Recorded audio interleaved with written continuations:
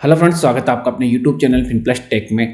Friends, आज के इस वीडियो में हम बात करने वाले हैं कि कोई व्यक्ति जिसने किसी भी फाइनेंस कंपनी या ऑनलाइन एप्लीकेशन से लोन लिया हुआ है और अगर वो लोन को नहीं भर पाता है, उसके बाद अगर वो अपने मोबाइल नंबर को बंद कर देता है या सिम चेंज कर लेता है या फिर जहाँ पर वो रहता था पहले उस एड्रेस को बदल देता है, कहीं दूसरी जगह रहने लग जाता है, तो उस कंडीशन में क्या बैंक या जो फाइनेंस कंपनी है वो क्या आप पर केस कर सकती है।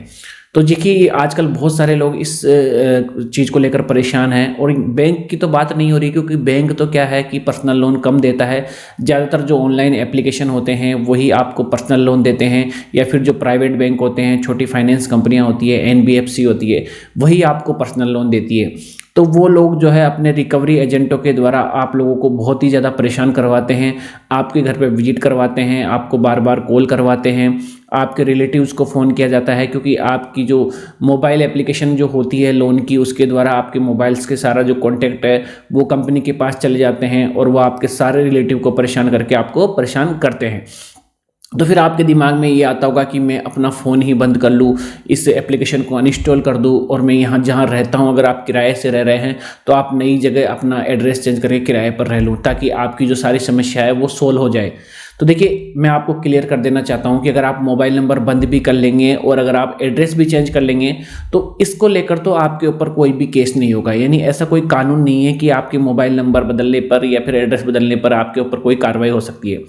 जो कार्रवाई हो सकती है वो सिर्फ और सिर्फ आपके लोन के ऊपर हो सकती है। यानी आपने जो लोन नहीं चुकाए हैं उसके जो नोटिस आते हैं, वो नोटिसों का अगर आप जवाब नहीं देते हो, आप बैंक से कांटेक्ट नहीं करते हो, तो ऑटोमेटिकली जो है आप एक उनके जो साथ जो कॉन्ट्रैक्ट किया है आपने लोन लेते वक्त, उसका आप पालन नहीं कर रहे हो, जिसकी वजह से वो आपको नोटिस भेज सकती है। और वो जो कार्रवाई होगी वो लोन के लिए होगी, ना कि आपके मोबाइल नंबर बदलने या आपके एड्रेस चेंज करने पर। और आजकल जो है बहुत टेक्नोलॉजी हाई हो गई है, जो कंपनियां लोन देती है उनके पास ऐसे ऐसे सॉफ्टवेयर आ गए हैं कि अगर आप नई सिम भी ले लेते हो तो भी आप उनका नंबर वो आपको खोज लेते हैं, आपके एड्रेस को भी वो ट्रेस कर लेते हैं। तो आप जितना भागोगे उतना ही ज़्यादा जो है आप उनसे परेशान होगे। इससे अच्छा है कि आप उनका सामना करो, आप बैंक या फाइनेंस कंपनी के साथ बातचीत जारी रखो, उनके साथ पत्राचार करो, उनके साथ लिखित में जो सारी चीज़ें हैं वो आप पत्र के द्वारा उनको जवाब दो। अगर आपकी कंडीशन ज़्यादा ही ख़राब है, आपके पास भरने के पैसे नहीं हैं, तो आप लिखित में उनको क्लियर कट जवाब दो कि मेरे पास भरने के पैसे नहीं है, तो मैं पैसे नहीं भर सकता है। तो धीरे धीरे क्या होगा कि आपके पास कंपनियां दूसरे तरीके के ऑप्शन देने लगेगी। हो सकता है आपके पास सेटलमेंट का ऑप्शन आ जाए। अगर आपके पास सेटलमेंट का ऑप्शन भी नहीं है तो धीरे धीरे जो है कंपनी आपको फ़ोन करना भी बंद कर सकती है, क्योंकि उसको लगेगा कि जब सामने वाले व्यक्ति की फाइनेंशियल कंडीशन बिल्कुल ख़राब है तो वो एक लिमिट के बाद जो है आपको कॉल करना भी बंद कर देती है और विजिट करना भी बंद कर देती है।